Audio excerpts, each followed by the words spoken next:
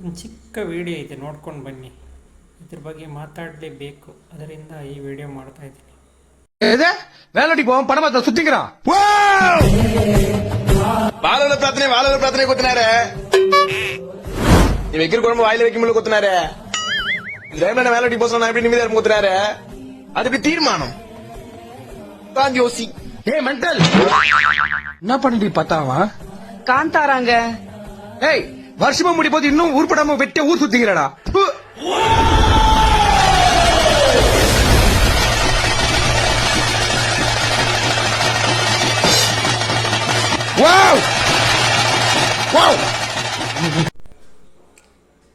Video ನೋಡಿದ್ರಲ್ವ, Kantara ಸಿನಿಮಾದ ಆ ದೈವದ ಆ ದೃಶ್ಯದ ಏನು ಭಾಗ ಇದೆ ಅದನ್ನು ರೀಕ್ರಿಯೇಟ್ ಮಾಡಿಕೊಂಡು, ಅದು ತಮಿಳಲ್ಲಿದೆ ರೀಲ್ಸು. ರಿಷಬ್ ಶೆಟ್ಟಿಯವರು ಪರಿಪರಿಯಾಗಿ ಕೇಳ್ಕೊಂಡಿದ್ದಾರೆ, ಸುಮಾರು ಸರಿ ಇರ್ಬೋದು. ಯಾಕಂದರೆ ಈ ದೈವ ನರ್ತಕರು ಮತ್ತು ದೈವದ ಮೇಲೆ ನಂಬಿಕೆ ಇಟ್ಟಿರುವಂತಹ ಜನ ಮೊದಲಿಂದ ರಿಷಬ್ ಶೆಟ್ಟಿಯವ್ರ ಬಗ್ಗೆ ಈ ಥರ ಸಿನಿಮಾಗಳು ಮಾಡಬಾರ್ದು ಅಂತ ಕೇಳ್ಕೊಂಡು ಬಂದಿದ್ದರು.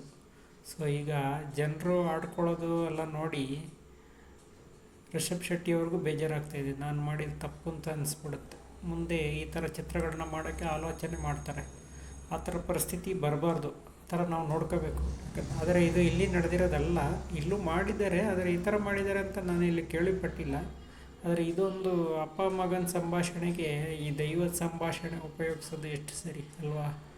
ಅವ್ರು ಮೊದಲೇ ಹೇಳಿದ್ದಾರೆ, ಆ ದೈವದ ಮಾತಾಡುವ ಶೈಲಿ ಇರ್ಬೋದು, ಓ ಅಂತ ಕಿರ್ಚುವ ಇದು ಇರ್ಬೋದು, ಅದನ್ನು ಸುಮ್ಮನೆ ಅನುಕರಣೆ ಮಾಡಬಾರ್ದು, ತಮಾಷೆ ಮಾಡಬಾರ್ದು ಅಂತ ಮೊದಲೇ ಕೇಳ್ಕೊಂಡಿದ್ದಾರೆ ಸುಮಾರು ವಿಡಿಯೋದಲ್ಲಿ. ತಮಿಳಲ್ಲೂ ಕೂಡ ಕೇಳ್ಕೊಂಡಿದ್ದಾರೆ.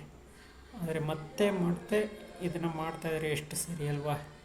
ಮುಂದೆ ಈ ಥರ ಒಳ್ಳೆಯ ಚಿತ್ರಗಳನ್ನು ಮಾಡಬೇಕಾದ್ರೆ ನಿರ್ದೇಶಕರು ಯೋಚನೆ ಮಾಡುವಂಥ ಪರಿಸ್ಥಿತಿಗೆ ತಂದಿಟ್ಬಿಡುತ್ತೆ ಅಲ್ವಾ? ದಯವಿಟ್ಟು ಈ ಥರ ಮಾಡೋಕ್ಕೆ ಹೋಗಬೇಡಿ.